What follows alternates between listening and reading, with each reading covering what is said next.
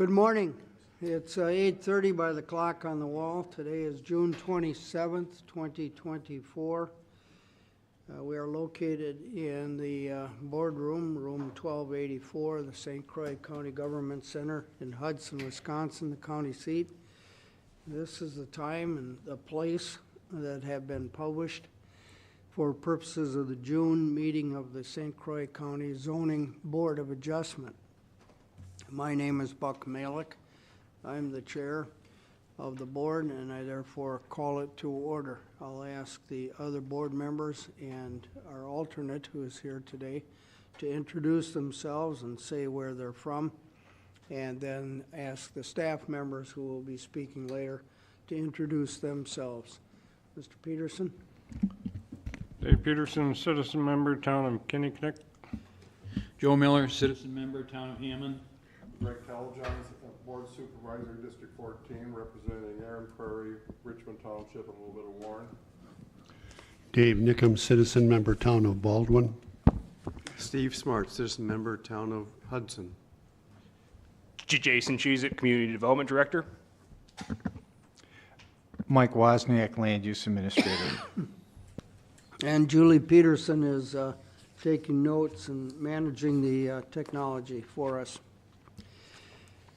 We do have a quorum. Mr. Smart will not be needed to vote today, but he'll be listening and asking questions if he feels like it.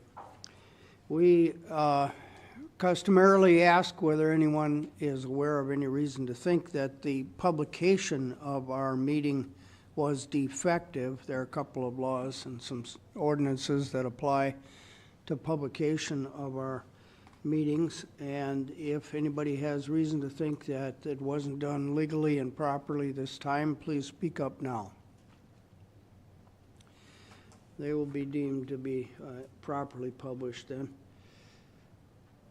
We have minutes from our last meeting, the meeting of May 23rd.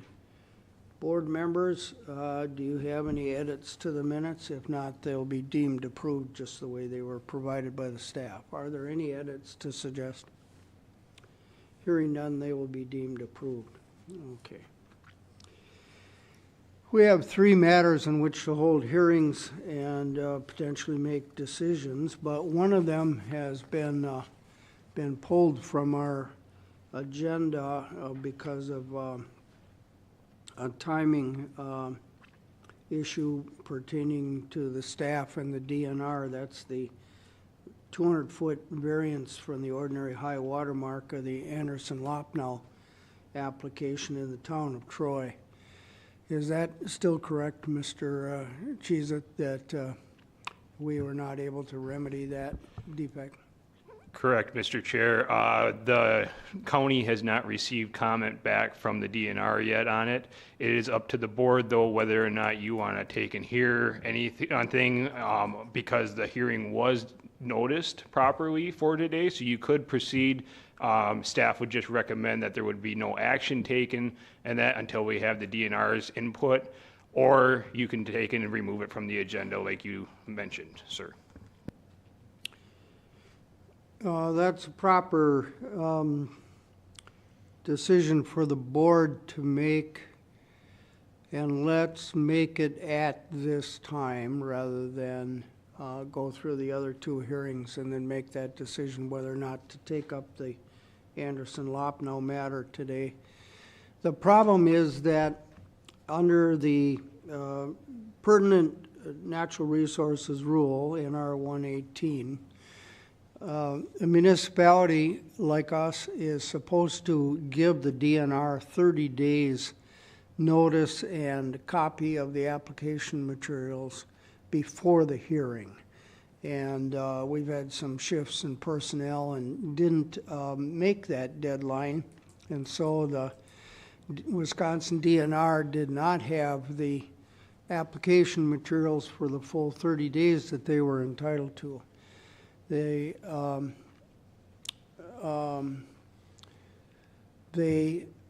have not responded. As you just heard Mr. Cheezick say, had things worked out differently, maybe they could have accelerated their review and gotten a letter back to us.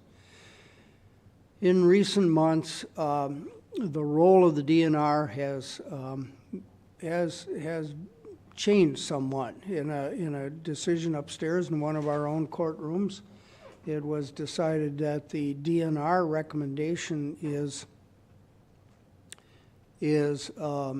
final. It trumps our decision-making authority, that decision. Now, it's a decision that was not appealed, so we say that's it's not by a court of record, or it's not it is a court of record, I misspoke.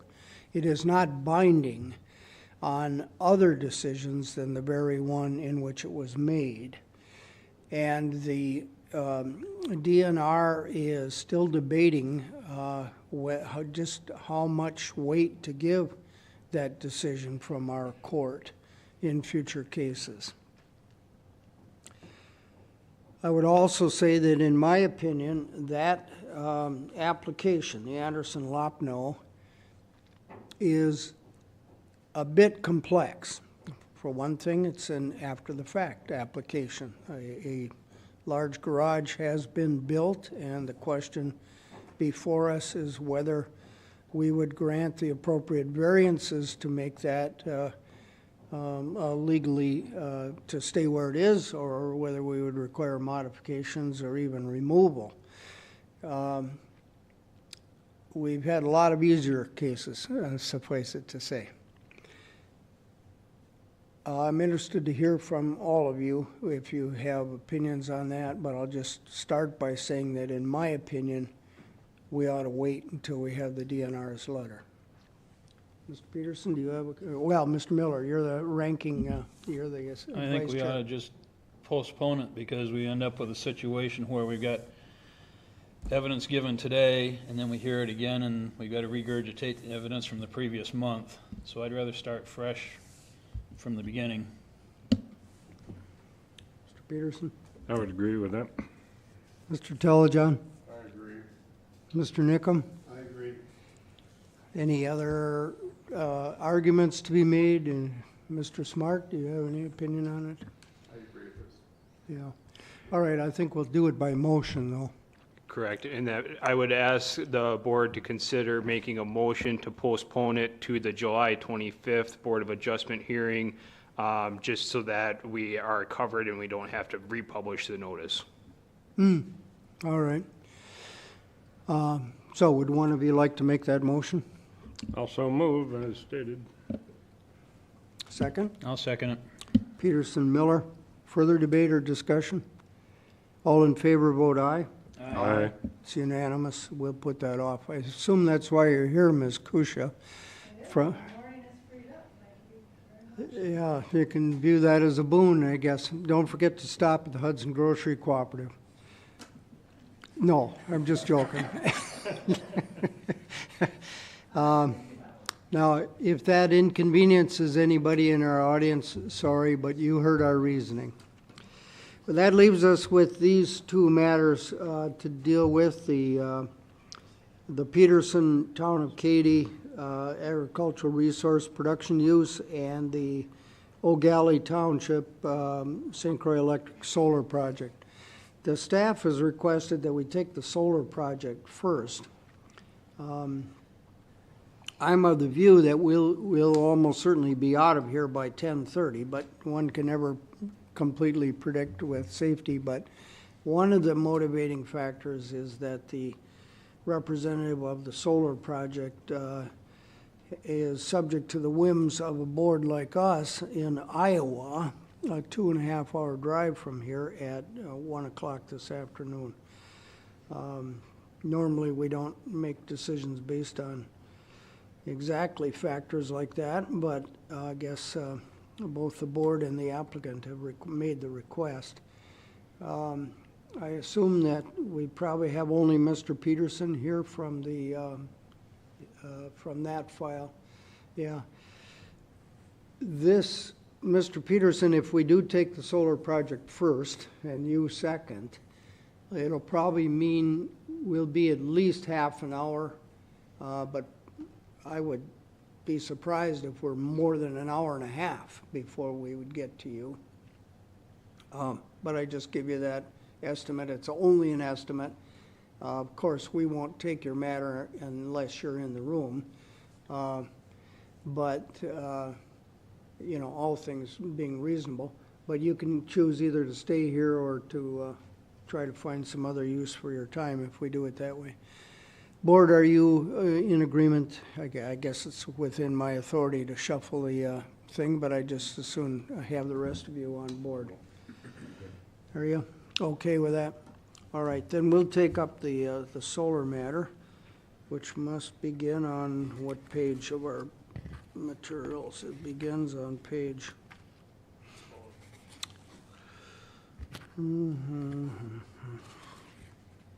About 60-something, I guess, huh? Nope, a little further along.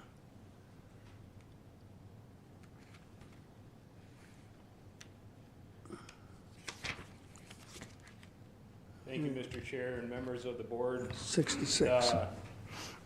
Solar project conditional use permit starts on packet page 66. The staff report starts on page 86.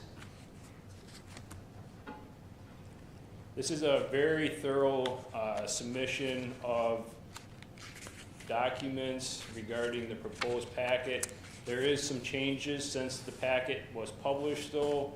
The applicant has had some other conversations with the St. Croix County Highway Department, and they've got an access worked out for accessing County Road N. Almost to the packet. So the applicant is St. Croix Electric Co-op. The agent is Stag Moose Solar LLC. The parcel ID number is 008-1044-30001. The site is located in Section 15, Town 28 North, Range 16 West. It's part of the southeast of the northwest and the northeast of the southwest quarter, and it is also referred to as Lot 1 of CSM 32 and that dash 7248. And the parcel is located in the town of Bogali off from County Road N. The property is zoned R2 currently, which large solar energy systems are allowed as a conditional use permit in this zoning classification. The site is totally about 20 acres, but the proposed solar field would be 14 acres in size, and that equates to 2.5 megawatts.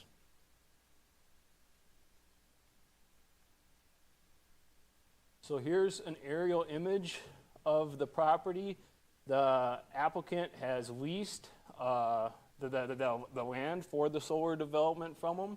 There's 3 other houses in the area that are fairly close. This one, and this one over here. There's another one in that about a quarter mile to the south, down towards the southwest of the property.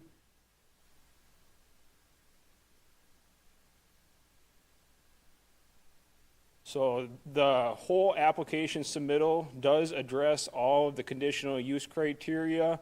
So that's everything over here on the right-hand side.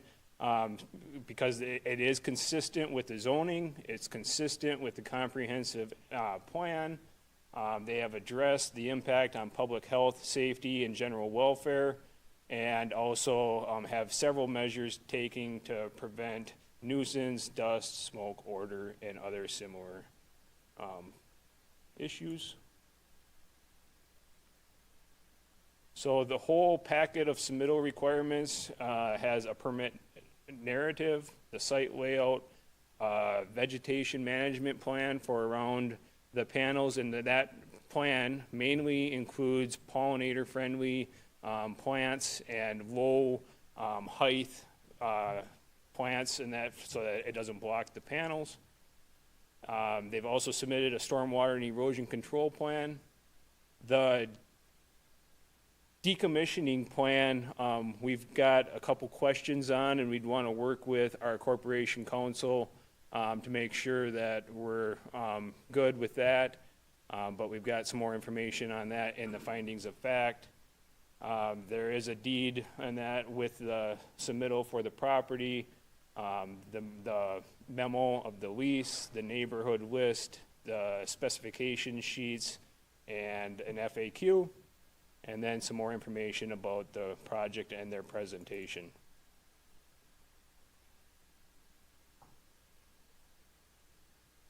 So,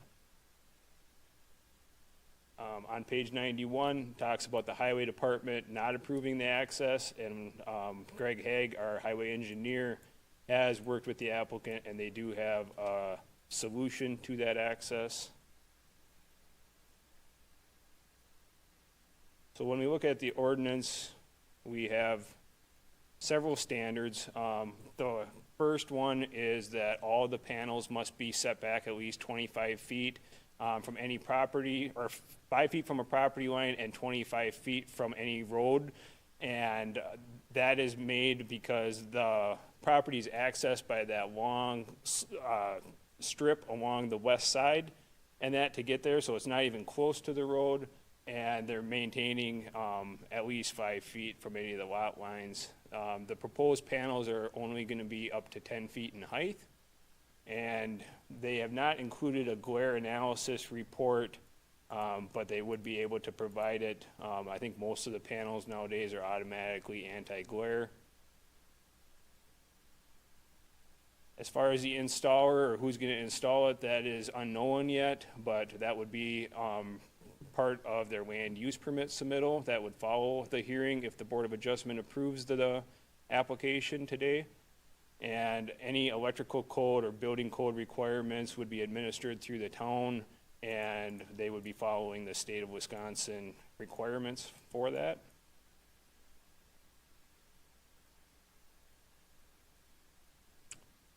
So just as a summary, we believe that the applicant has satisfied all the application requirements and the criteria for granting a conditional use. And a solar array of this size is estimated to produce about 5.1 million kilowatt hours per year. The average household home, and that uses about 8,200 kilowatt hours per year. So this is estimated to serve around 625 households in the area.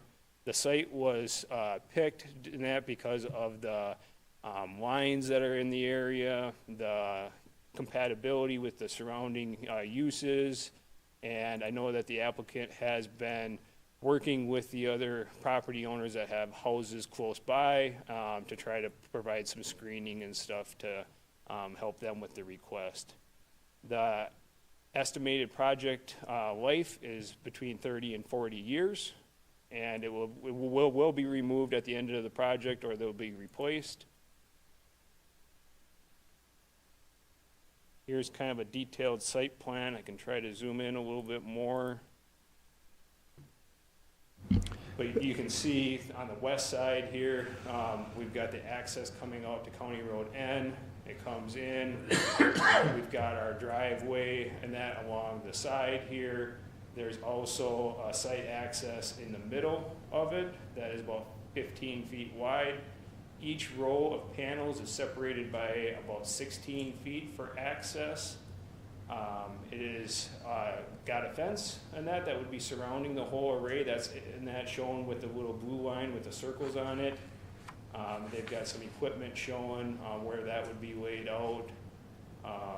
So, Jason, where is the access now that they've worked out something with the highway department?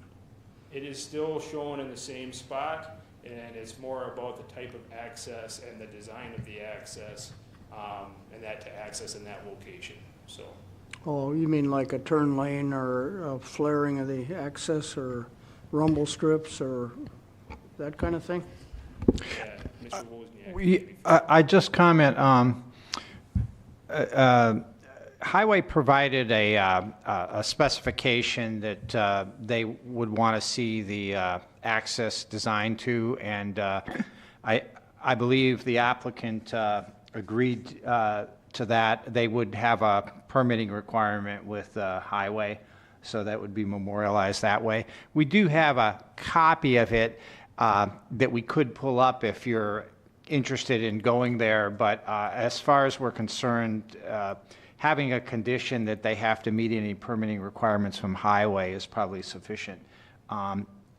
We're confident that they've worked out a solution with the highway department. They were dealing with Greg Haig, one of the engineers with our highway department.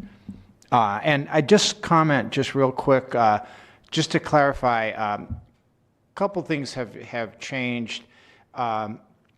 Well, the driveway, as it comes into the property, and you see it turned and runs along the north boundary, that has been adjusted to work with the property owner to the north, and it's actually been extended further south and kind of comes into the property more in the middle, east-west, rather than along the north boundary. We do have a revised drawing which we could pull up and show you as well. And certainly that would be that could be included in your action, but also would be documented in the land use permit that we're suggesting be required.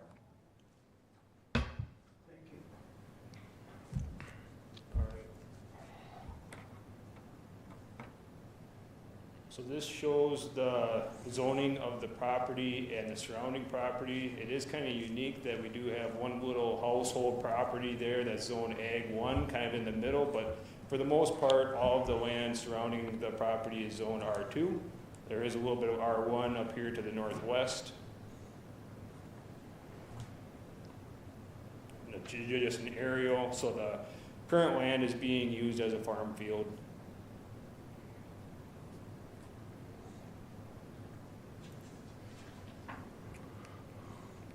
The applicant has done a historical, cultural, and archaeological review of the site, and there was no significance with any of those reports. And they've also done an endangered species review, and it did not identify any impact to any endangered species. Decommissioning, we've kind of went over already. And we went over the road access. The town of O'Galley did not provide any comments and that for this hearing, so, but they were properly noticed as part of the hearing. And then we're kind of up to where the Board of Adjustment can ask questions, or we can hear from the applicants. Questions of Mr. Cheeseth from board members? I have a question. Just curiosity, where are these panels made? What's that? Where are these panels made? Do you know where they're made? I do not, no. So that'd be a good question for the applicant. Guess that's it, Mr. Cheeseth. Okay. Does the applicant wish to be heard, or any of your agents? If so, this will be your time.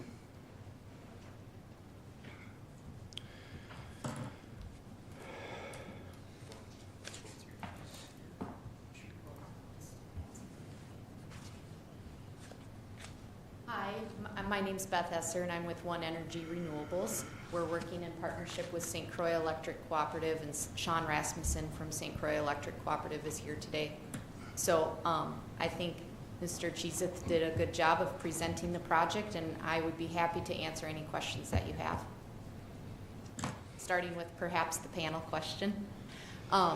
So the panels that we've used on previous projects similar to this are called V-Sun panels made in Vietnam, or Z and Shine panels made in Thailand. And we have not procured the panels for this project yet.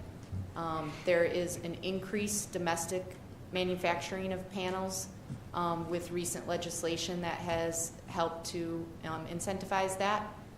So we are required for financing purposes to use Tier 1 modules.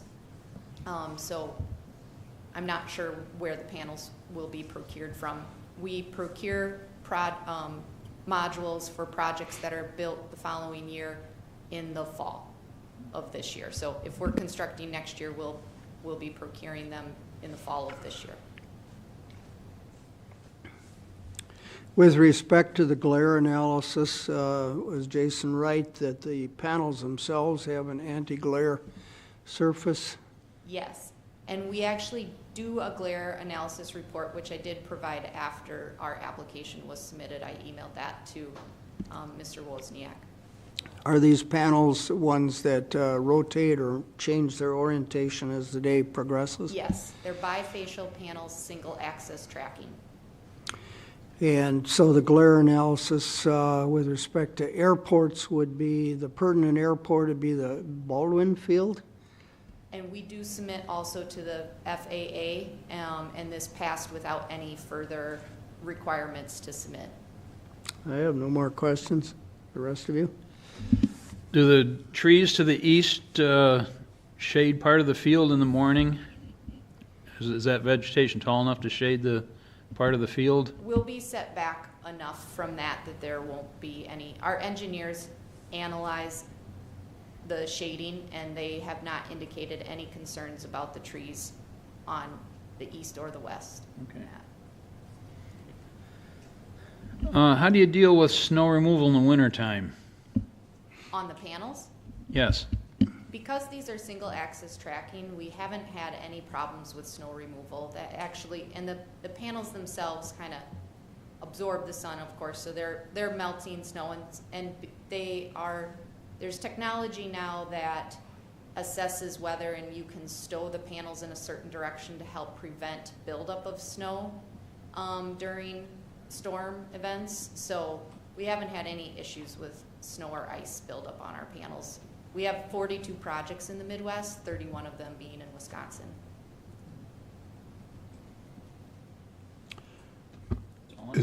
Has the thinking ever changed about how close people should live to electricity? Has it ever changed? I mean, Well, I think they think it's not a question. yeah. I mean, you know, I think one of the concerns that people cite is EMF. And there's studies that have been done that the EMF from these projects at the perimeter is no more and actually less than what you have within your own household. And, you know, within the project there are inverters, and even being within a project, standing next to an inverter is deemed within safe levels. Just out of curiosity, heavy rain events and stuff, how is that water dissipation handled? Yeah, so because these are single axis tracking panels now, there's no fixed orientation of a drip line. Of course, when we go through our permitting with the DNR and our stormwater permitting and everything, they have to submit, our civil engineers have to submit a full hydrology study, and there's no concern about water, you know, on a concentrated drip line, because these panels do rotate, and they have to do hydrology studies. And actually, because of the vegetation that we put, which is deep-rooted perennial plants, it's shown to increase water infiltration.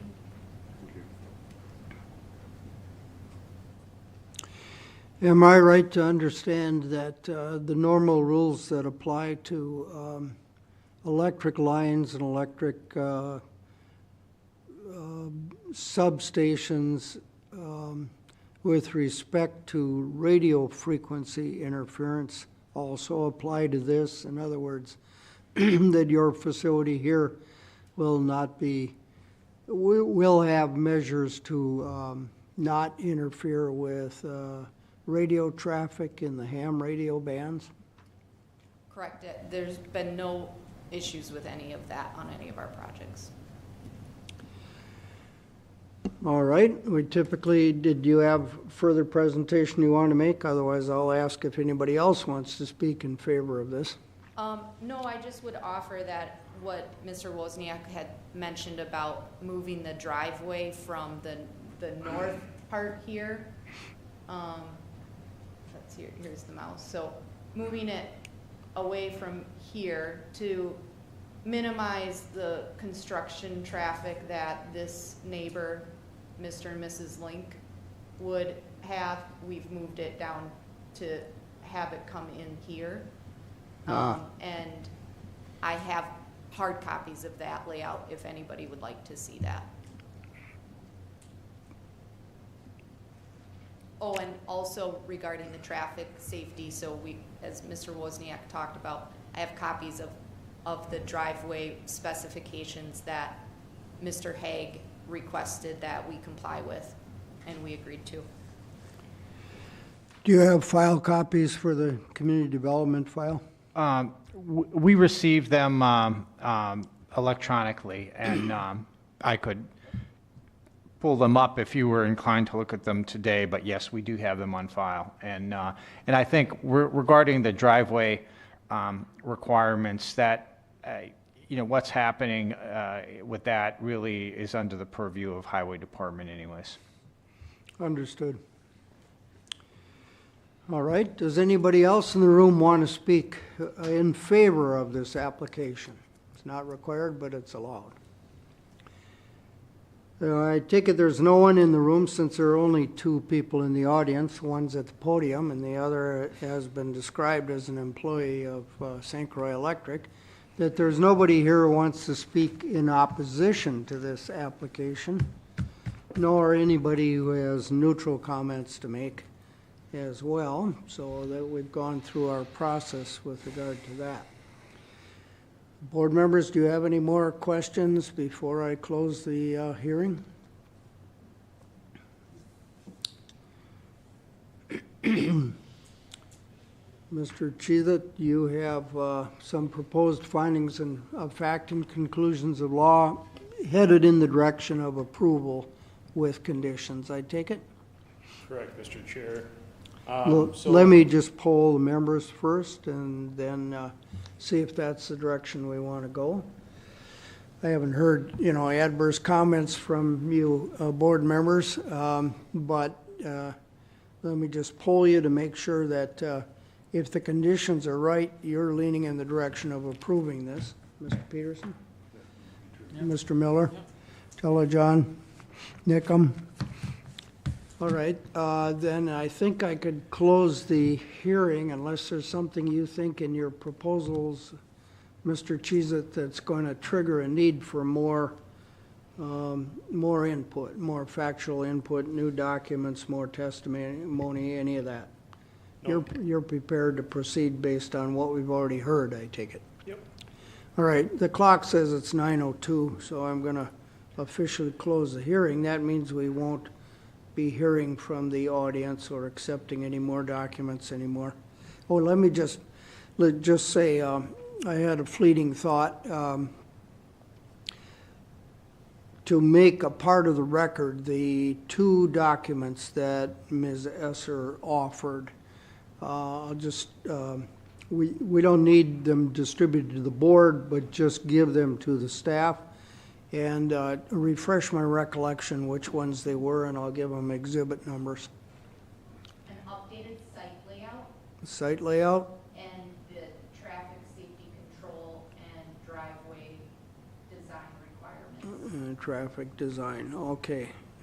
For one of other categories, I'll call the site layout exhibit Z, Zulu, and the traffic design exhibit Y, Yankee. All right, hearing's closed, 9:03. Let's see what you've got for proposed findings of fact, conclusions of law, and conditions. Okay. Thank you, Mr. Chair. So our findings of fact are very similar to what we went over in the staff report. The property owner is Blackhawk LLC, which is owned by St. Croix Electric Co-op. And the contractor of the project is Stag Moose Solar LLC. The project would accompany 14 acres out of the 20-acre parcel. The parcel is south of County Road N and east of County Road BB. The total ground coverage would be 29%. The applicant has filed the application underneath the St. Croix County zoning ordinance for a 2.5 megawatt solar system. And of course, it will provide electricity during any time of daylight hours. And the project is estimated to last for 30 to 40 years. Access to the site is via County Road N and is subject to the approval of the St. Croix County Highway Department. All required state, federal, and local building permits would be also required before commencing the project. The applicant is trying to do construction in 2025. Stag Moose is going to have a long-term maintenance plan for safety and operation and production of the system. If I remember right from other applications, that plan has usually included some interaction with fire departments, law enforcement, and the like. Does that come up further in your conditions? It does, yep. Thank you. Following the site being constructed, and that there will be 1 to 2 visits in that to the site per month for normal maintenance and groundkeeping and just making sure that everything's still functioning properly. Any outdoor lighting and that will be directed downward, which will be probably a minimum on site anyway. Sorry, the mouse is kind of touchy. The decommissioning plan for the project will require removal of all the panels and foundations and unused equipment at the end of the project. And the applicants have provided a vegetation management plan for the site.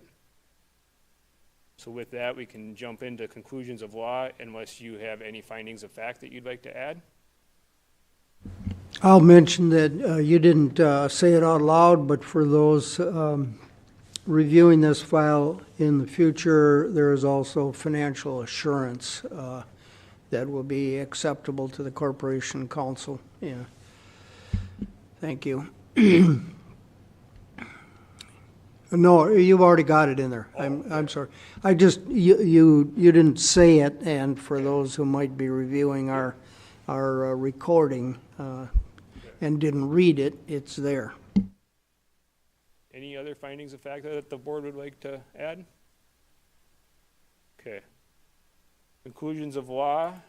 So we've got each criteria of the ordinance here and their thoughts or the applicant's responses to it. But we believe that there is no adverse impacts to public health or safety. We do not believe that the requirements imposed by the ordinance or by the highway department are creating any significant increase to the cost of the system because the applicant has agreed to comply with everything that has been asked. And we're allowing the project so there's no alternative system and that will be constructed as part of this project. So on the basis of the findings and conclusions, staff recommends approval of the conditional use permit with the following conditions. The first one, and that would be to allow the construction of the 2.5 megawatt solar energy system in the R2 zoning district pursuant to the county ordinance provisions. The solar system will be monitored remotely or by on-site operations and maintenance staff on a 24-hour basis. Maintenance and operations will be performed monthly, which would also include any inspections to make sure that it's functioning properly. Applicant shall be responsible for securing any local, state, federal permits.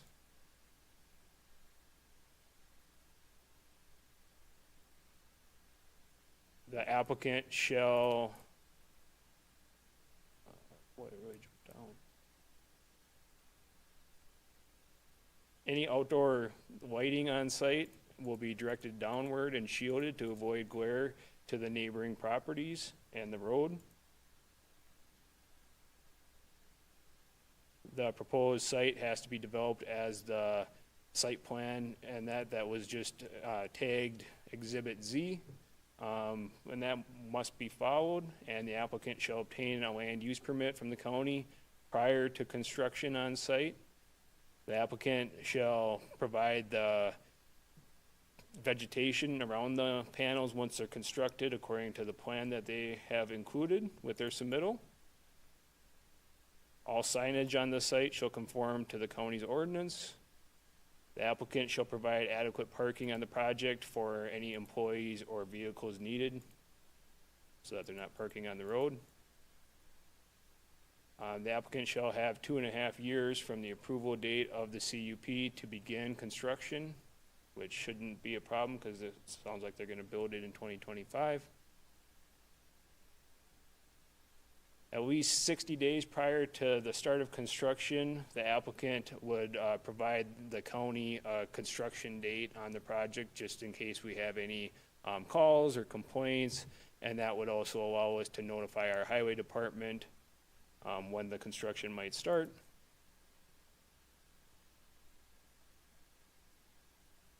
And that at least 30 days before the construction starts, that we have a meeting in person or virtually just to kind of get an update on it, so that we're aware of what's going on, and if there's any questions, they can be answered at that time.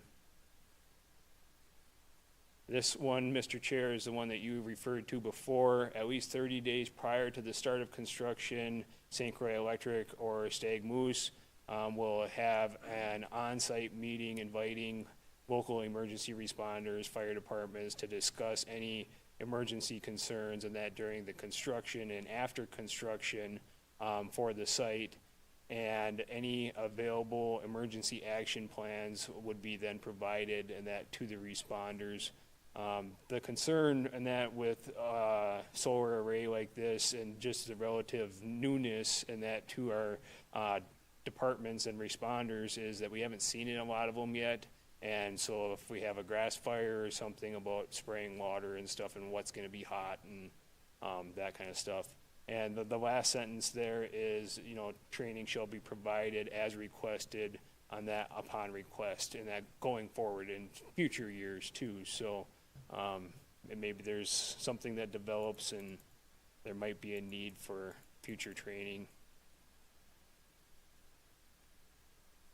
13 is the decommissioning plan for the solar array, and we basically said that it would be agreed upon by community development staff and corporation council, and that would be completed before the land use permit, and that also includes the financial assurance. 14 is kind of a general condition that's on all of our conditional uses, that any future owners of the property must also adhere to the conditions of the conditional use, and that they agree to the conditions in number 15. Is there any other conditions that the board would like to assign on this request?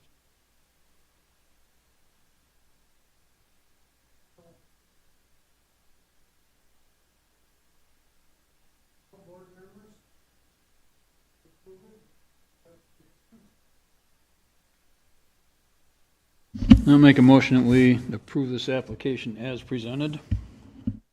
I'll second.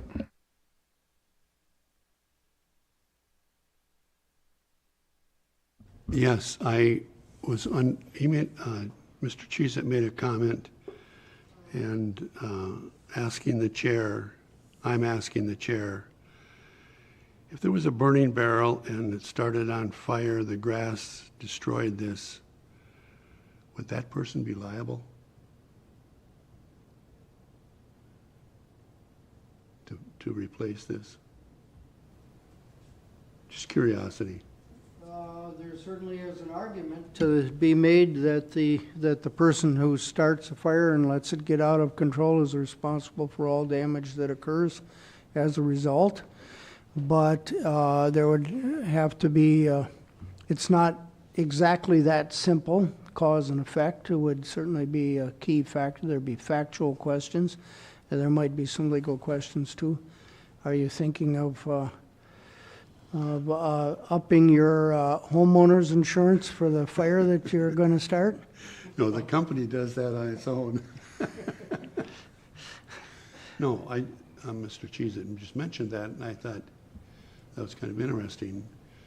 I don't know what this, I figure this project is gonna cost, but if some homeowner in a burning barrel and started a fire and destroyed this project, Probably be very similar if they start a fire and it causes a farmer's barn to burn down on the neighboring property, huh?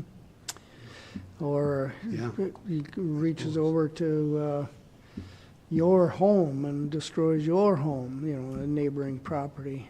I Yeah, suppose. similar issues, right? Yeah. Any other discussion or comments before we vote on this motion to approve with conditions? In that case, all in favor should vote aye. Aye. And opposed should vote nay. It's unanimously approved. Looks like I could sign it just the way you prepared the decision document there, Mr. Cheez. And Mrs. Esser, you can take it with you to Iowa. Thank you so much for your accommodation of my request. I really appreciate it. Turn around and say that to Mr. Peterson, too. I did thank him. Oh, very good, very good. Watch for water on the roads. There's that. Well, does anybody need a break before we launch into the Peterson matter? Okay, why don't we take that up? He's been patiently waiting and so on.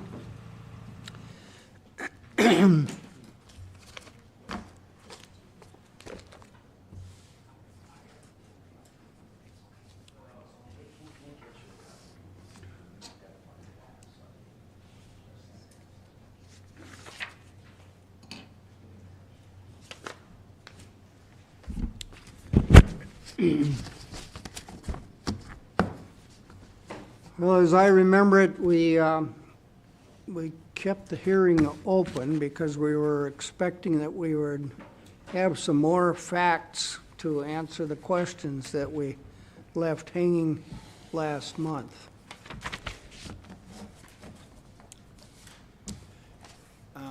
I think that's the case. I would note on this item, the conditional use permit for an agricultural resource production use, the ag lime operation proposal from Mr. Peterson. I did hear from one nearby property owner just wanting to confirm the day and time of this meeting, but I don't see anyone here at the meeting to further comment. Of course, Mr. Peterson is here and has provided some of the information, and staff has done a little research as well. I wasn't intending to run through the general information in the prior staff report. However, a few slides were added, and I could briefly run through those. But before I do that, I think it would be useful. The Board of Adjustment had requested that a video be taken of the screening equipment that Mr. Peterson proposes to use, and one of our staff, department staff, Ryan Haglund, did go up to Barron County and visited with Mr. Peterson and provided a video, and it's about a little over 7 minutes long. I can run that now, and then we can run through the additional questions that the Board of Adjustment posed at the last meeting. Proceed as you see fit. Okay.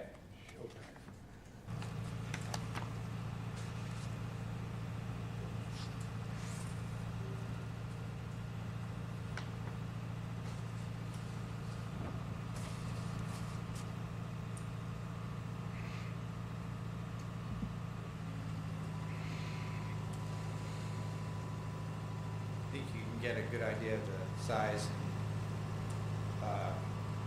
scope of what the equipment entails by viewing this.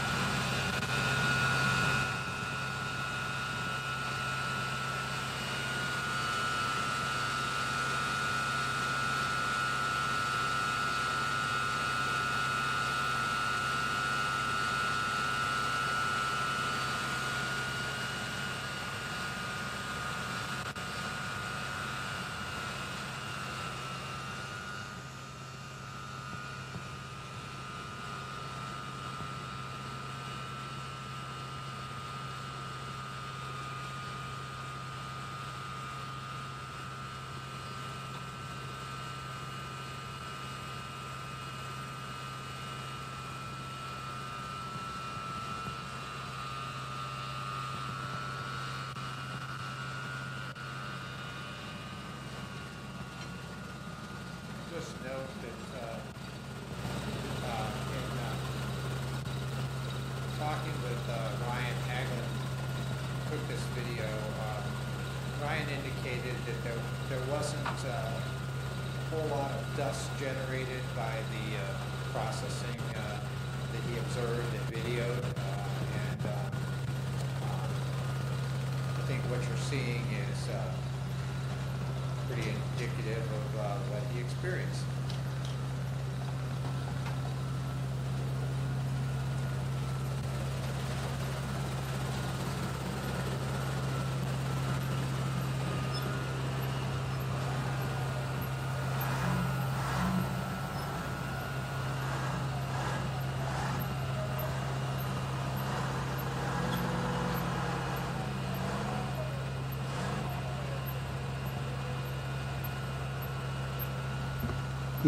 This is just screening now. This isn't crushing.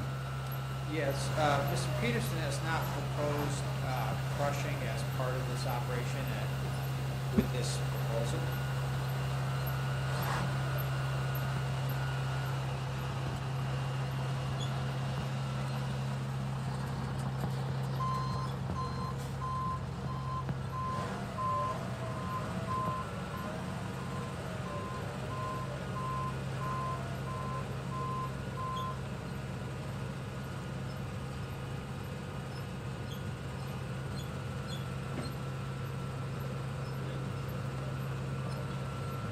Why don't you step up to the microphone, Mr. Peterson, and we'll capture your comments on the record. Please, say it again, please. I just wanted to say the wind was at 11 miles per hour at that time. Thank you.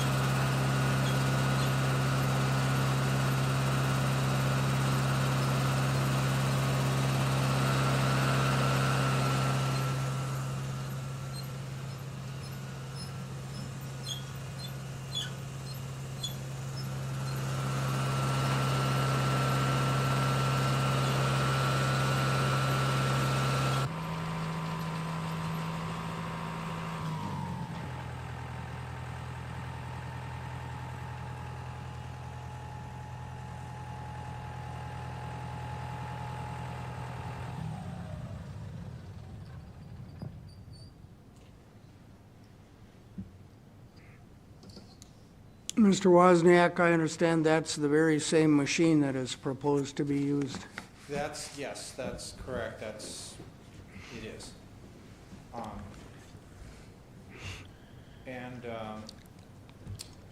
Let's see, how do I go way back up? That's not what I want.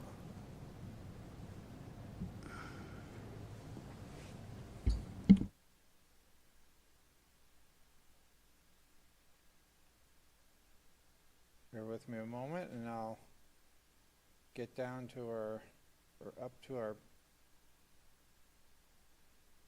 submittal details here.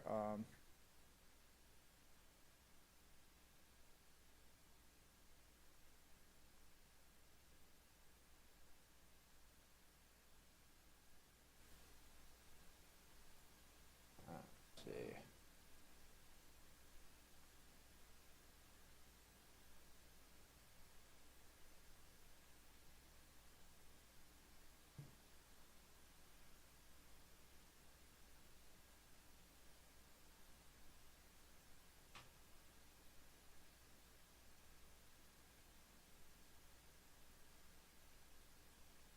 Very good. I just have a short number of slides that I'll highlight that reflect the issues that were raised and the questions that were posed by the board at the last meeting.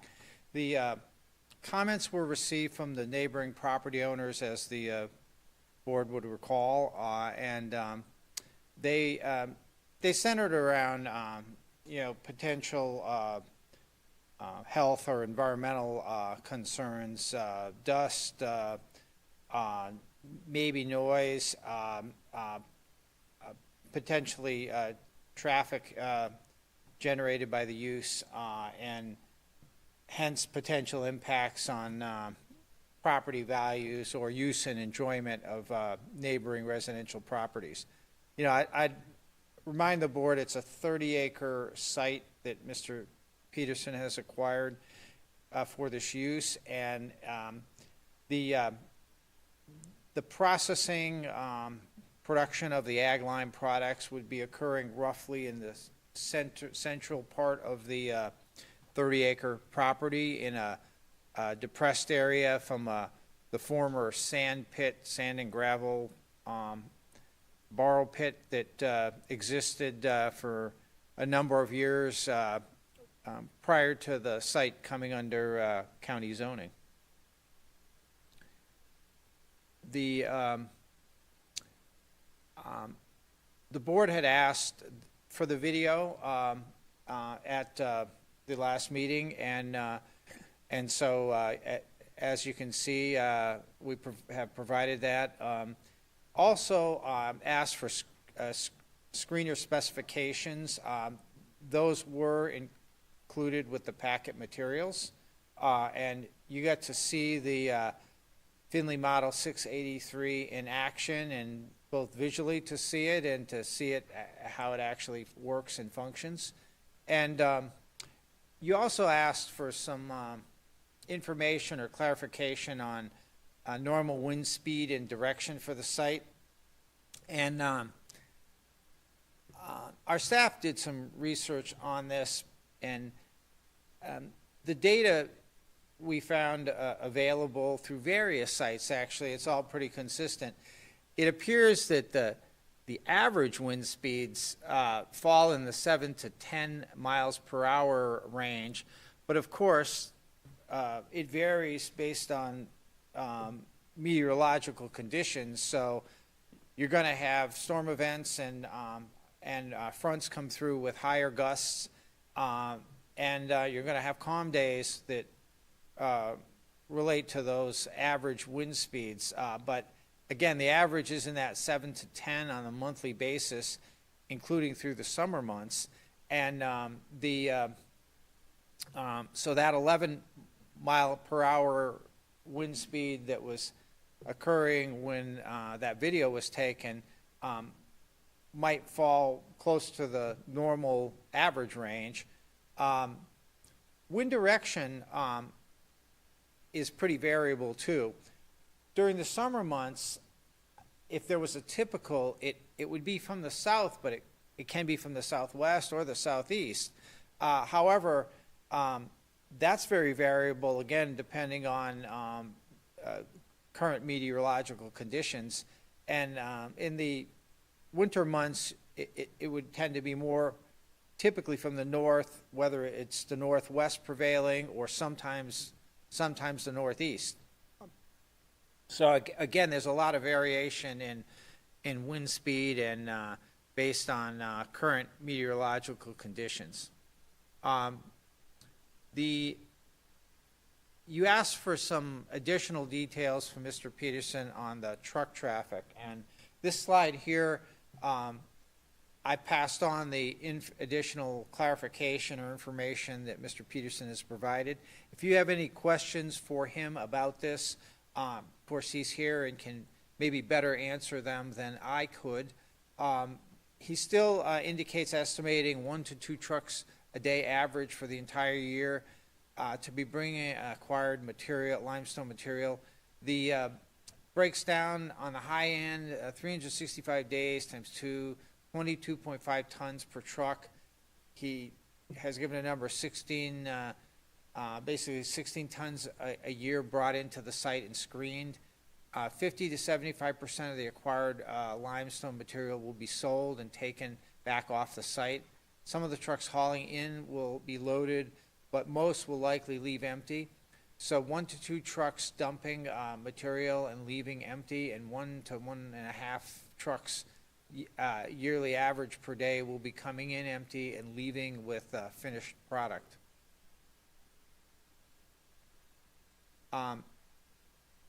Impact on air quality, or frankly air quality concerns. Mr. Peterson has done some research of his own, and he may wish to, or certainly be able to clarify what are typical concerns or measures that are considered in the workplace in working with lime products. Staff has found there are safety data sheets that are common that if you read it, they could cause alarm because in a worst case, working with lime rock and lime products, there can be crystalline silica, which can be a health hazard. It's typically a workplace hazard. The research that done by staff has found that actually other types of lime processing, the concerns are more acute for workplace safety than typically what you would experience with ag lime, processing of ag lime, such as what you saw in the video. But again, I would defer to, if you have further question on this, to the applicant, because I think he could clarify that there's been some studies and levels of are very low that would be of concern. And again, given the size and scope of this operation and where it's being located on the property, I think from a staff standpoint, we're not seeing a lot of issue of concern regarding that. As is generally the case, you have the options for approving, denying the request, or which you've already done, table or postponing if you felt any additional information were needed. I have a document, a draft document with findings, conclusions of law, and staff recommended action. I can pull that up here, and if you're interested in going through that, and I'll note, if you have further questions for Mr. Peterson, he's here and available to answer them in respect to the questions you posed at the last meeting, or any new questions you may have. Thank you. Would you care to come up, Mr. Peterson, and tell us what you know or have learned or think we ought to know?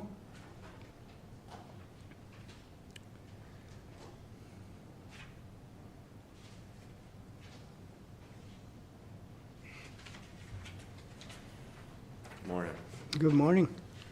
So I did find an MSDS on limestone, and the company that it's listed under, it's spelled LHOIST, North America. It's a very large company. They operate in 25 countries, and they've been making limestone products since 1889.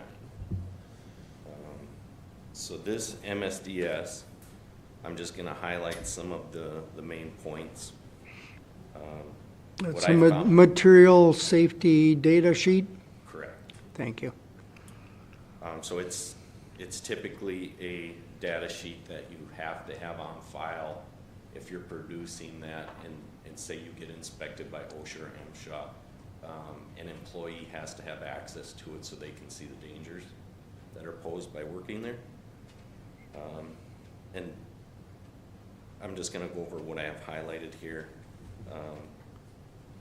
It was said in the meeting that a comment was made that it was a carcinogen. On this data sheet under inhalation, it does say that limestone is not listed by MSHA. So MSHA is the Mining Safety and Health Administration for the federal government. And then OSHA is they monitor factories for the federal government for safety. It says on this sheet here, this MSDS, that is not listed by those two organizations as a carcinogen.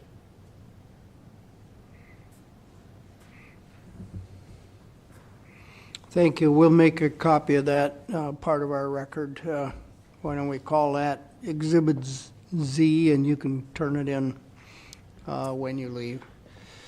Under another section under this MSDS for disposal, for concerns of disposal, it says that in its raw form, unmixed with other chemicals or unmixed with anything else, in its raw form, it will not meet the criteria of a hazardous waste as defined by the U.S. Resource Conservation and Recovery Act. And then under transportation, it says limestone is not classified as a hazardous material by the U.S. DOT and is not regulated by transportation of dangerous goods. At the bottom of the MSDS is the NFPA 704. It's the health triangle. If you've worked in a factory and looked at MSDSs, you'll be familiar with that. It has 3 criteria on the triangle, or it's a pyramid.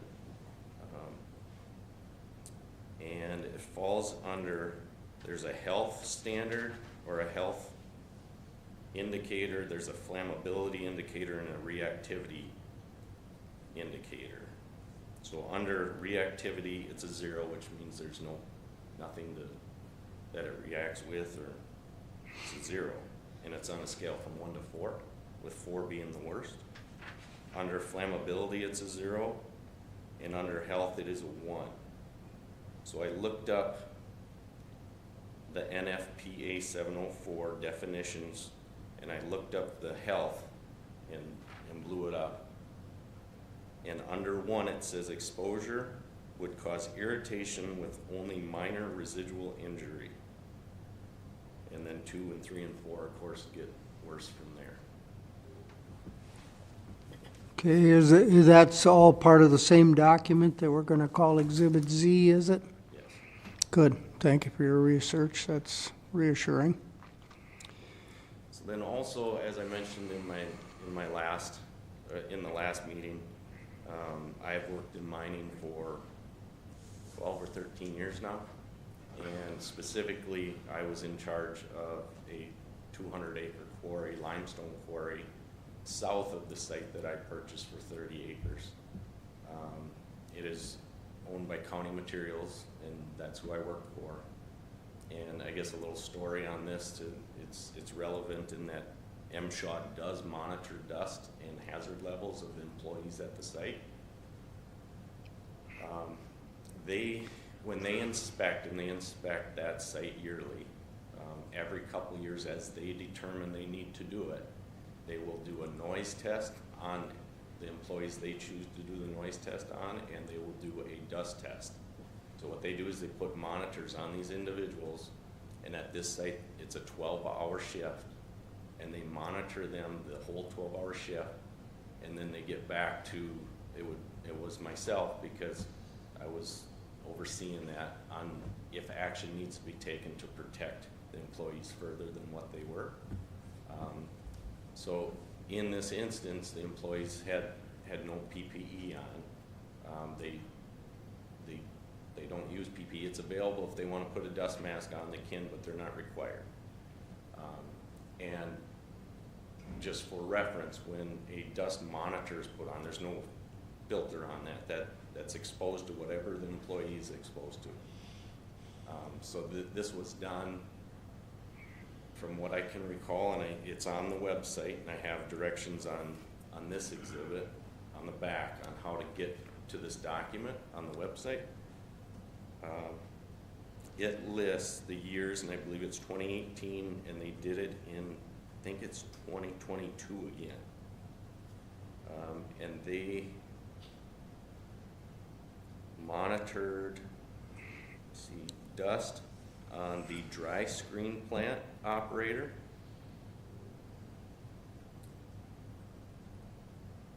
And this lists the concentration they found of harmful dust that they determine how they monitor it. You would have to really dig into what their details are, and then they list a PEL, which is the permissible exposure limit. So in 2018, they did it different than they did in 2022. Once the administration changed, they put somebody new in charge of MSHA, and they actually tightened up the spec quite a bit under the new administration. So the 2022 is different than 2018, but in 2018, the concentration, and let me say that the dry screen plant, that's what actually made the egg lime that creates the most dust. And at that facility, I need to make sure to tell you, it's a 200-acre site. They have a full crushing spread that does over 500 ton an hour. It's a very big facility. They have 3 plants, way bigger than the size of the one that you saw on my screen, that are making this lime all at the same time. And this operator's down in there working. The exposure, the concentration of what they monitored for, according to this, was 0. But the permissible exposure limit can't be over 0 in 2018. So what I want to highlight is, if they find that it's over their PEL, then MSHA makes the operator take action to correct that, to help protect the employee. So under this instance in 2018, there was no action that was needed to be taken to protect an employee who worked directly in this equipment. And the reason that I believe, and with my research, is that the main concern with limestone and dust and anything that you would see that could harm somebody in the long term, they're worried about silica sand, really fine silica sand that you can't get out of your lungs. And what I'm finding is that and it's said in some of these documents too, that there's a trace amount in limestone. So typically where your concern is for silicosis is in frac sand. That's 100% silica sand. This is limestone, but it does have trace amounts. That's why in MSDSs and other documents it has to be listed on there, because it can be in that material. But what I'm saying is MSHA went to this site.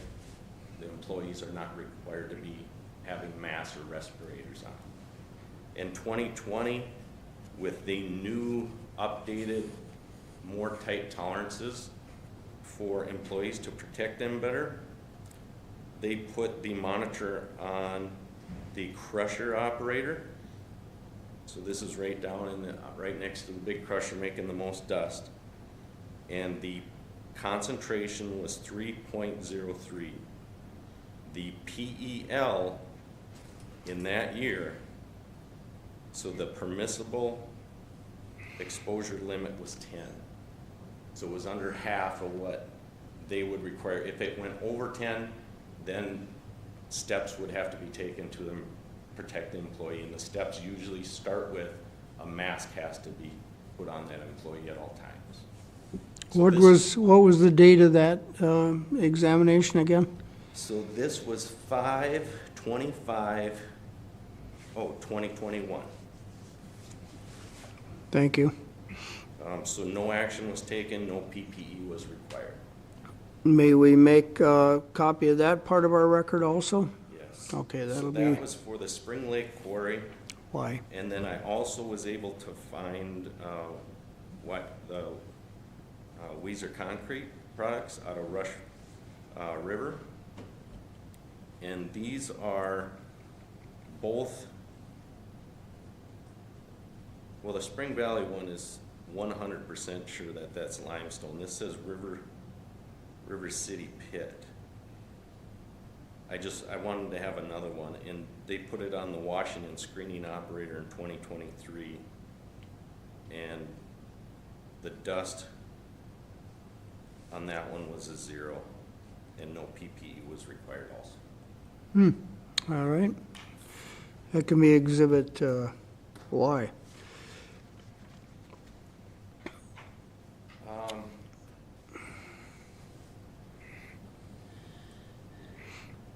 Do you want to say a little something about the trees that, that you're planning to maintain or add to? Yeah, so on the western part of this property, I plan on putting a couple rows of pine trees, whatever I can get my hands on. Still trying to figure out where I would get a hold of those pine trees to get a good quantity of those. But that's what I plan on doing on the west side, because that's closest to the highway, and it's closest, it has the closest neighbors also. Mm-hmm. So that definitely is something that I want to do. You'll probably do that this fall, when it's the best planting season for moving trees. Mhm. Was there something down on the southeast also that you were, there's some adjacent to that agricultural field, or those? So on the southeast, there's the 5-acre field, and then you have to get past that to get to the property, or the part of the property where I'll be at. Yes, I was looking at also putting in some trees on the north side of that field. But then on the east side, that's all old growth forest. There's big trees there already.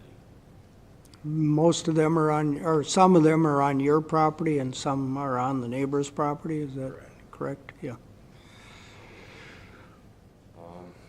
So I went over the MSDS, I went over the MSHA report. I do want to make a comment, and I'm flabbergasted after the last meeting that nobody's here.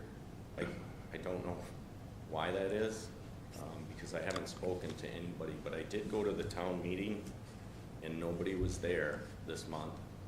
And I also, you know, I spoke to the town, I let them know what concerns were brought up, and the comment they made is their recommendation has not changed.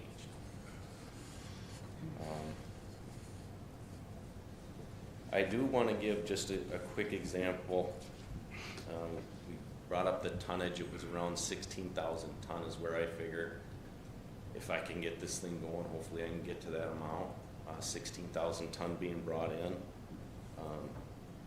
These are rough estimates because I haven't went full scale. I've only done a few buckets here and there, but this machine that you saw that I have can do about 100 ton in feed an hour.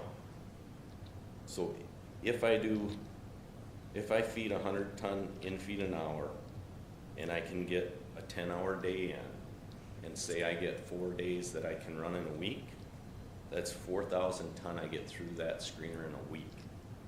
I'm looking at doing 16,000 ton. If I get 4 days of run time for 4 weeks, I'll be done. So we're talking about a month if I run that thing 4 days for a month. And you think you'd have an economically viable operation if you could produce that much product? I'm hoping that it can supplement my family's income. So it's not something I'm going to get rich on. It's a small operation. I almost want to say it's going to be a hobby, but it's going to be a very small business. And in your opinion, there's a ready market for the product? Yes, and on the family farm, we could use some of it also. Anything else you want us to say? Board members, do you have questions for Mr. Peterson? Yeah, roughly how long does it take to run, say, a quad axle worth of material through the screener with the loader you've got now? So a quad axle is 22.5 ton. If I had the machine running already, say, so we're talking best case scenario, 22.5 ton. And I just had to scoop the material up and put it in there, 15 minutes, that would be through the machine. So really, it sounds like the limiting factor is going to be the size of your loader. Because if you had a 5-yard bucket, you could dump a lot more in there faster. Yeah, the loader I have now has got to be close to a 4 to 5 yard bucket. Okay. Any other questions?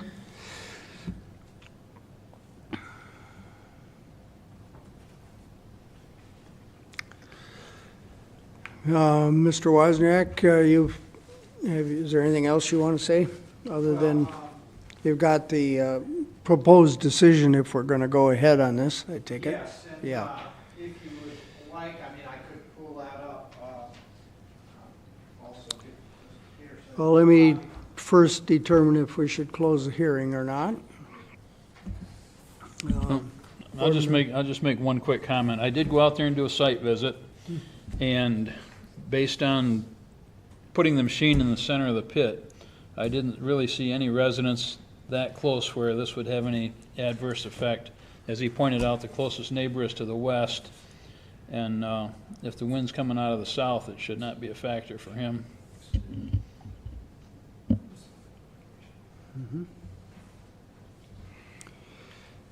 Board members, am I reading the room right, that you're inclined to approve this, so long as we get the conditions right? Yeah. Okay, let's take a look at the staff proposal for conditions and findings, conclusions. Looks like there's not a lot of conditions here, Mike, other than just stick to the plan that's been presented to us, right?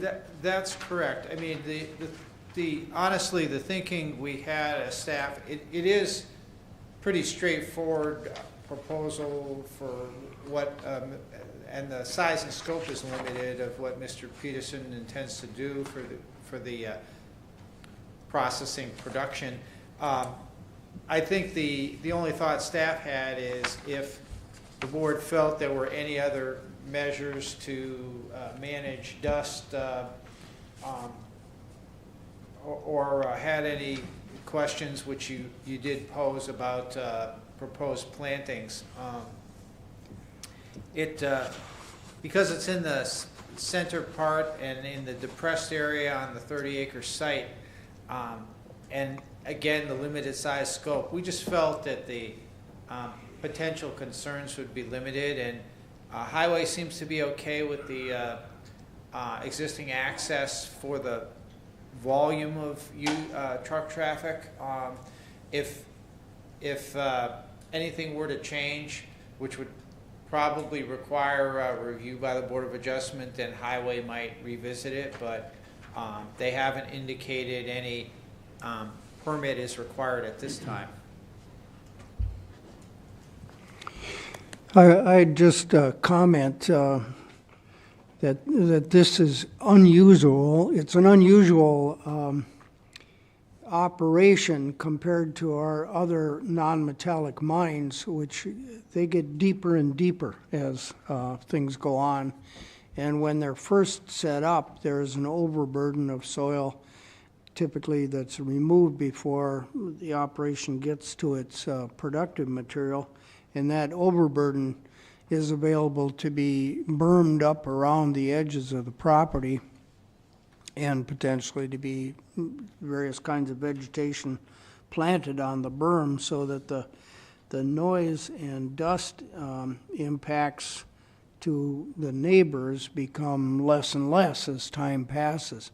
Here we have an operation that isn't intended to be a mine. It's intended that gradually the existing pit will fill up with byproducts, as it were, or waste products from the process.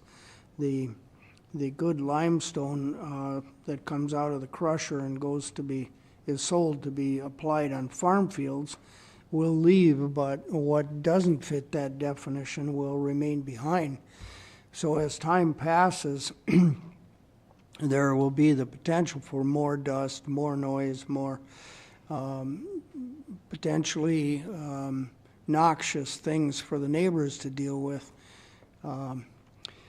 And so that's one of the factors that's different about this. Now, the proposed plantings will, of course, assuming they stay alive, continue to grow taller and taller and match the infill of the pit. If I remember right, there's no well on this property, so there isn't a way to readily water the product if dust were becoming a problem. presumably watering it would be the way to deal with the problem.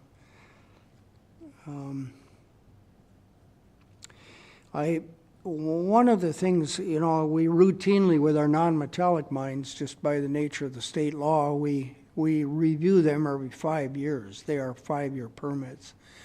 And I guess we have the authority, I'll look to the staff for this, but I guess we have the authority to set a 5-year permit length on this also. And it might be smart to do that, given, as I described, the fact that gradually the pit will fill up. And possibly there'll be other, you know, housing subdivisions, kind of stuff that we find it hard to forecast, but in general, residences do proliferate in our county here.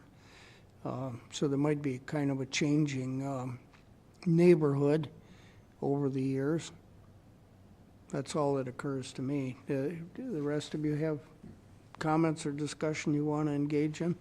Well, I like that 5-year plan because the number of trucks may change and we may need to revisit that. Is that right, Mr. Cheeseth? We would have it within our authority to set a reasonable time limit on this permit? Yes, Mr. Chair, you do have that authority. Mr. Peterson, would you find that objectionable if we made this a 5-year permit? Let the record show that Mr. Peterson said he would be fine with that. Any other comments, board members? Otherwise, I'm looking at the, let's see, I did close the hearing, didn't I, or did I forget to do that? No, it did not. Okay, I would be closing the hearing unless you've got other lines of inquiry to make here. I just wanted, a little concerned, if we do the 5-year thing, are we causing him undue extra expense in doing so, or not? There'd be the $1,100 fee, wouldn't there? Correct. They would have to take and pay the conditional use permit fee to come back and seek a new renewal. Because we'd have staff time and we'd have to publish it again and all the usual things that we do with all these non-metallic mines. Okay, and you are aware and okay with that? Let the record show that even after the cost is pointed out, Mr. Peterson was agreeable. One other thing I'd just add is that with the intent to gradually fill in the low area, essentially restore, reclaim the site over time, that's something staff would continue to maybe work with Mr. Peterson down the road. So to ensure that those areas that are reclaimed are properly revegetated, and also that the slopes that are left are workable for future use. That would be in his interest. I think he understands that. So I don't know that there's any big issue or challenge with that. In the long run, he can leave that site more usable for future use, rather than having a unreclaimed pit as it is now. Yeah, it's zoned R1, so, but of course it doesn't have much value as a residential site right now, but with every cubic yard that's left behind, it becomes more suitable for residential property.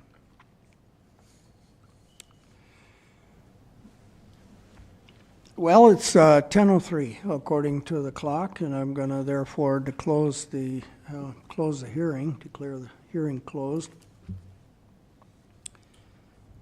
We've had a general indication from the board that that we're leaning towards the approval of this conditional use. Just a matter of getting the terminology right. I guess the only language that I've heard suggested from anybody other than, you know, any modification to the staff proposal here, the only suggestion is to make it a 5-year permit. Anything else from any of the rest of you? you've had a chance to look at it and read it. Do you want to skim over it for purposes of the record, Mr. Wozniak? Certainly. We've included some draft findings. These were, I think, in the staff report that you had seen, and so I maybe won't run through the findings unless you have questions. The only clarification I would make here is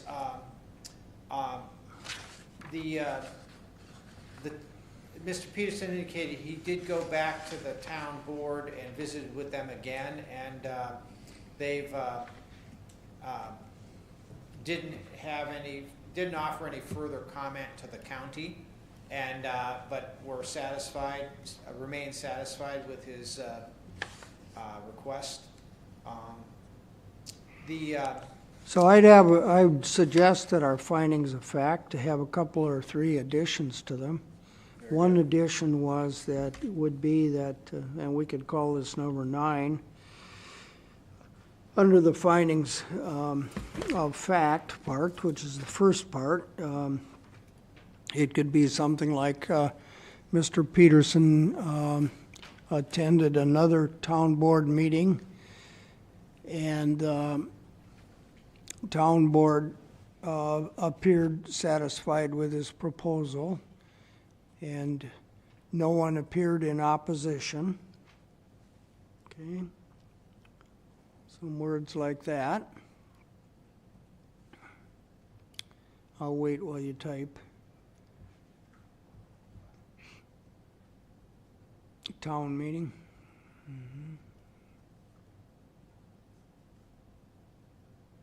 I can reference the date in the of that meeting in Well, there's only if one. it's needed. Yeah, it's not. Yeah, attended another town meeting, and They appeared satisfied. Who's typing? Is Mike or are you, Jason? I got it. You're doing it, Jason? Okay, Jason will.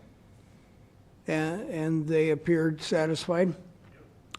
No opponents spoke up at the town meeting? I'd add another sentence. The display screen is not keeping up with you. No, I'm not able to modify that document live in that, but I do have it here. You're catching it there? To Okay. you when I'm, Okay. Similarly, there was no opposition today at our hearing.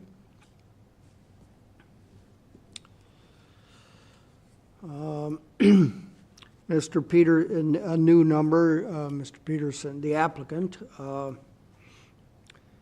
agreed to this being a 5-year permit.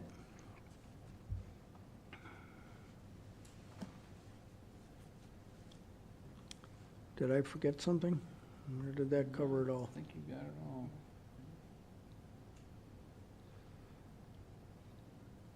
Yeah. Okay, and then therefore in our, well, I guess that's all we need to say. I don't have any other suggestions for change to the staff document. To the rest of you, any of you? The verbiage we included that you'd see on your hard copy, or I have up on the screen for conclusions of law. I mean, basically, we're finding that because it can be allowed, the ag resource production use can be allowed as a conditional use in the R1 zone, that it would be consistent with applicable development standards. We do not have specific use standards for ag resource production uses in the ordinance. So what it comes down to is the judgment of the Board of Adjustment in terms of establishing any appropriate conditions, or frankly, whether you're satisfied with the proposal from Mr. Peterson. And the impacts on the area, again, because of the size of the site and the size and scope of the operation, we don't see an issue with this use in that location. And so any nuisance or health impacts would be mitigated based on, again, the location, the size, scope, and measures that Mr. Peterson would indicate, would take. He indicated in his proposal and verbally that if high winds occurred, he would cease the screening, processing aspect of his operation, and that, you know, would probably address a lot of the potential concern in terms of getting dust airborne and spread over a larger area. So essentially, we're not seeing this as contrary to public health, safety, or general welfare, and have indicated that in the proposed conclusions of law. The decision, as the chair had indicated, pretty straightforward. We've got this set up for board approval, subject to just 3 conditions. One, basically, Mr. Peterson would have to follow the proposal, the plans, and supporting information in the proposal that he submitted. And also, this would be, any new owners of the property would be subject to compliance with the conditions. And if you're adding, if you're interested in adding a 5-year limit on this, that would obviously be a 4th condition. Okay, I've got 2 things, Okay. please. Yeah, the 4th condition would be this is a 5-year permit, or words to that effect. Or the permit expires in 5 years, however you want to say it, Jason. But backing up, I've got a problem with one of the conclusions of law, and it's letter D. Some language has been imported into letter D from an industrial district, and instead of that, I would recommend we take out that language entirely, and we substitute words like this: neighboring farms can use the product. That's how this relates to not violating the spirit or intent of this chapter. Its use on neighboring farms, it's a, you know, this is a agricultural resource production use here, which is an allowed conditional use in our district. Okay, people tracking with me on that, all right? Thank you. Yes, that was errantly a carryover from the Haas concrete operation, where you considered a asphalt and concrete recycling conditional use permit. It also in the town of Katy a couple years ago now. Yeah. So that site. One of the evils of cut and zoned paste. industrial.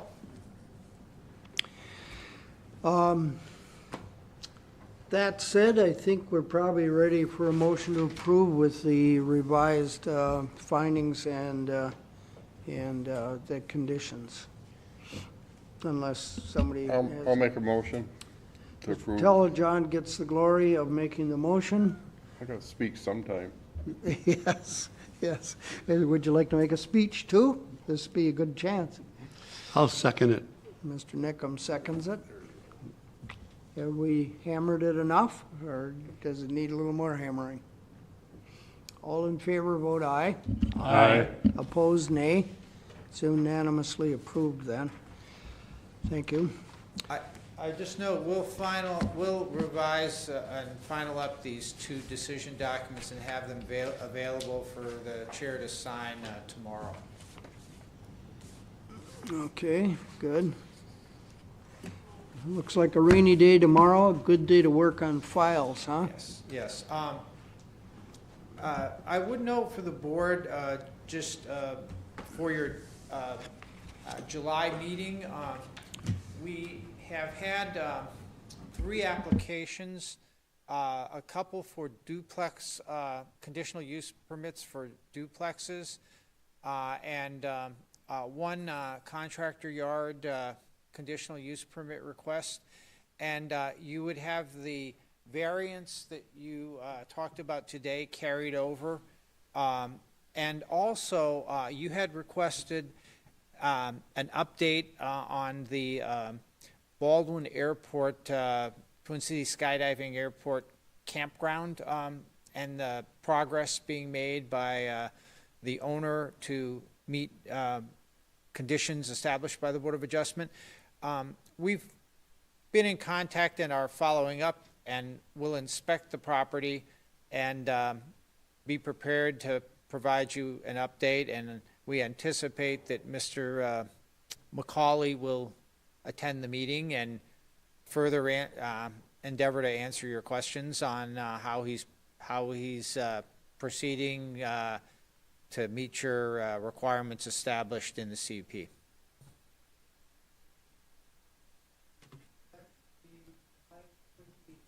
July 25th would be our next regular meeting. So it'll be a busy meeting agenda. Yeah, well, I have a quick question for the chairman.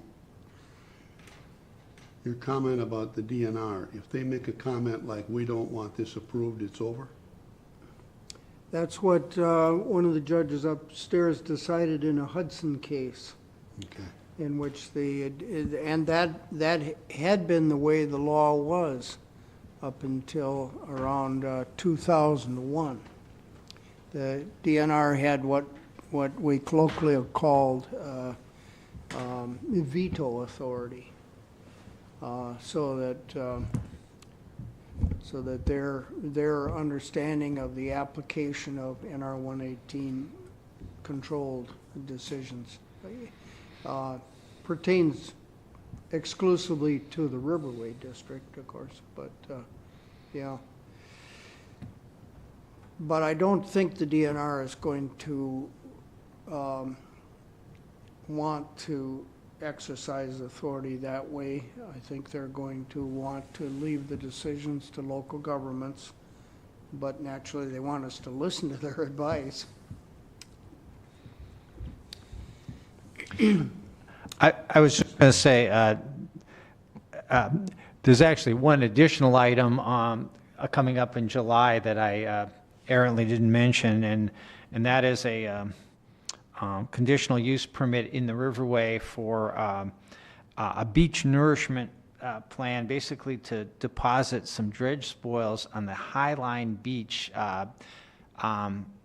owned by the St. Croix Yacht Club. That location is across the river from the King Power Plant, for reference. And there's a power line that actually runs right through the property. So for reference of those familiar with that stretch of the river. Well, that is,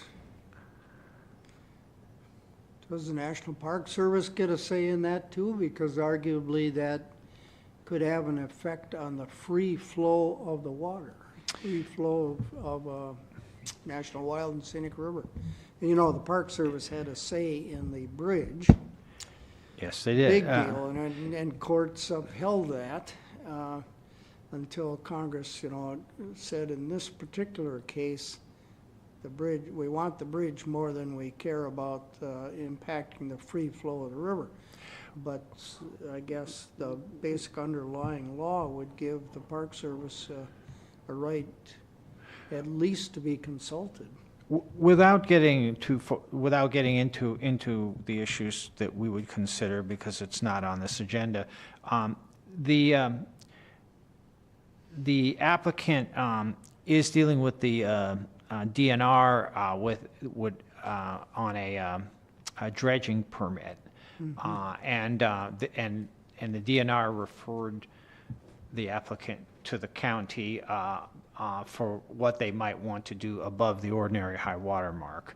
And we could certainly, we've already referred it to the DNR, we could certainly refer it to the Park Service if that would be appropriate. I'm not sure if it's required, but I don't think it would hurt. it wouldn't be any harm for doing that. We don't want to go ahead and set up a case that's then going to be subject to appeal on something as simple as the fact that we didn't even consult the Park Service.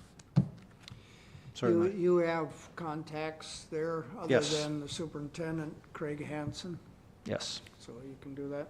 Yeah. Well, it may be a busy meeting in July.